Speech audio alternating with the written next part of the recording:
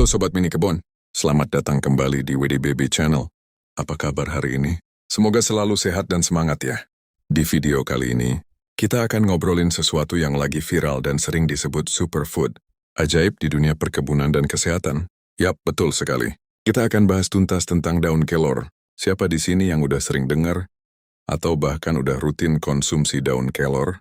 Nah, kalian wajib banget nonton video ini sampai habis. Karena kita akan kupas tuntas apa saja yang terjadi pada tubuh kita kalau kita mengonsumsi daun kelor setiap hari. Dari hari pertama sampai 2 tahun ke depan. Penasaran kan rahasia di balik daun kecil yang penuh manfaat ini? Yuk, sebelum kita mulai, jangan lupa dukung terus channel kita ini dengan cara klik tombol subscribe di bawah. Nyalakan juga lonceng notifikasinya, biar kalian gak ketinggalan update terbaru dari WDBB Channel. Sobat Mini Kebon, sudah siap? Yuk langsung aja kita mulai.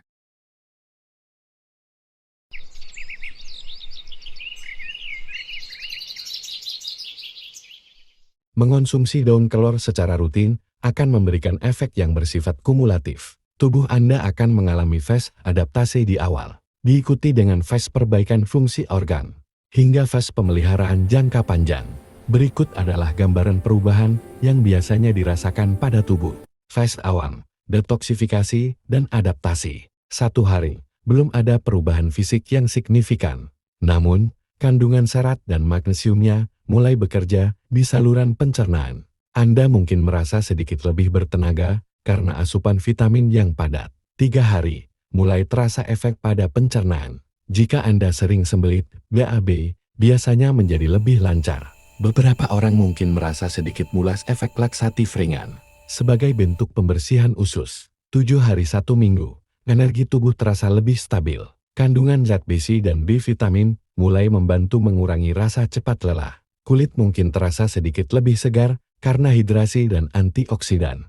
Fase menengah, perbaikan fungsi internal. 14 hari, kadar gula darah mulai lebih stabil sangat terasa bagi penderita pradiabetes. Peradangan ringan di tubuh, seperti nyeri sendi ringan, biasanya mulai berkurang. 30 hari, metabolisme tubuh lebih optimal. Sistem imun lebih kuat.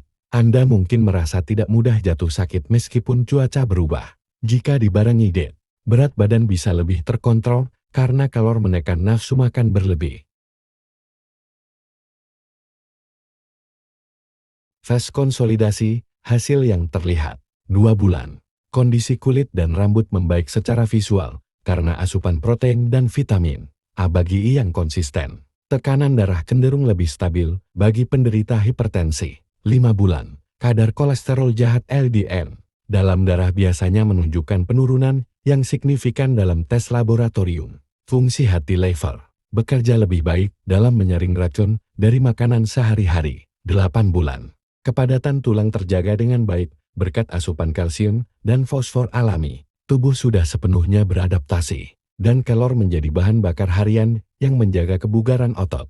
Fase jangka panjang, kualitas hidup dan penuaan sehat. 1 tahun, terjadi penguatan sistem saraf. Antioksidan dari kelor membantu melindungi sel-sel otak dari kerusakan oksidatif, yang membantu ketajaman memori dan fokus mental. 1,5 tahun, risiko penyakit kronis menurun secara signifikan. Tubuh memiliki cadangan nutrisi mikro yang sangat baik, sehingga pemulihan dari luka atau sakit terjadi jauh lebih cepat. 2 tahun, manfaat anti-aging anti penuaan menjadi nyata. Kerusakan sel akibat radikal bebas sangat minim, membuat fungsi organ tubuh tetap prima meski usia bertambah.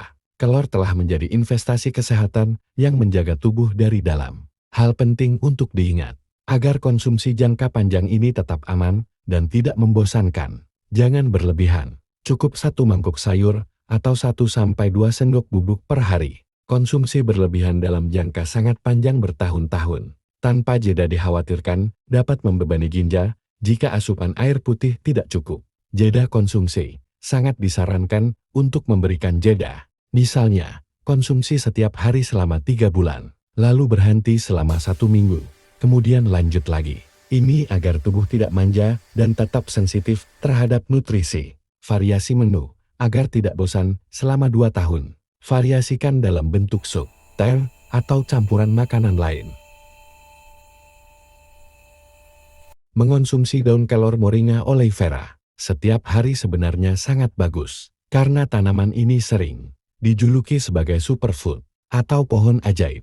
Namun, seperti halnya makanan sehat lainnya, ada aturan mainnya agar manfaatnya maksimal dan tetap aman. Berikut adalah panduan mengenai manfaat dan hal yang perlu Anda perhatikan jika ingin mengonsumsinya secara rutin. Manfaat makan daun kelor setiap hari. Daun kelor kaya akan vitamin A, C, kalsium, protein, dan zat besi. Jika dikonsumsi rutin, berikut efek positif yang bisa dirasakan. Meningkatkan imunitas. Kandungan antioksidan yang tinggi membantu tubuh melawan radikal bebas. Menurunkan kadar gula darah. Sangat baik bagi penderita diabetes atau mereka yang ingin menjaga stabilitas gula darah. Kesehatan tulang. Kalsium dan fosfor yang tinggi membantu menjaga kepadatan tulang. Mengurangi peradangan. Membantu meredakan nyeri sendi atau peradangan kronis dalam tubuh. Menjaga kesehatan jantung. Membantu menurunkan kolesterol jahat LDL.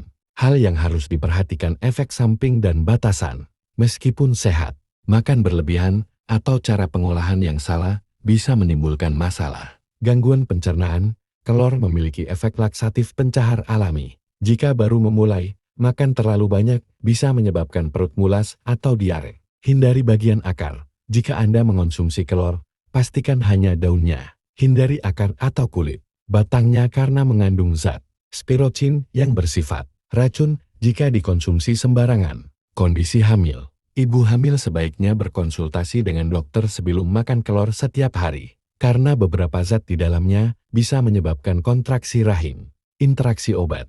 Jika Anda sedang mengonsumsi obat pengencer darah, obat diabetes, atau obat darah tinggi, sebaiknya beri jeda atau konsultasikan ke dokter karena kelor dapat memperkuat efek obat tersebut secara berlebihan. Tips konsumsi yang sehat. Dosis, cukup 1 mangkuk kecil sayur daun kelor atau 1-2 sendok teh jika dalam bentuk bubuk per hari. Cara masak. Jangan memasak daun kelor terlalu lama, jangan sampai lembek sekali. Masukkan daun saat air sudah mendidih. Masak sebentar 1-2 menit. Lalu matikan api agar nutrisinya tidak hilang karena panas. Variasi. Selain di sayur bening, Anda bisa mencampurnya ke dalam smoothie, telur dadar, atau dijadikan teh. Catatan penting, tubuh manusia menyukai keberagaman nutrisi. Meskipun kelor sangat sehat, pastikan Anda tetap mengonsumsi sumber protein dan sayuran lain agar gizi tetap seimbang.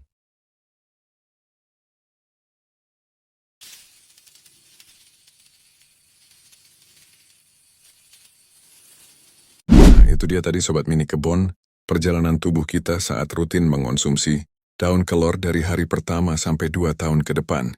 Ternyata tanaman yang mungkin sering kita lihat di pagar rumah ini punya manfaat yang nggak main-main. Buat jangka panjang, ya.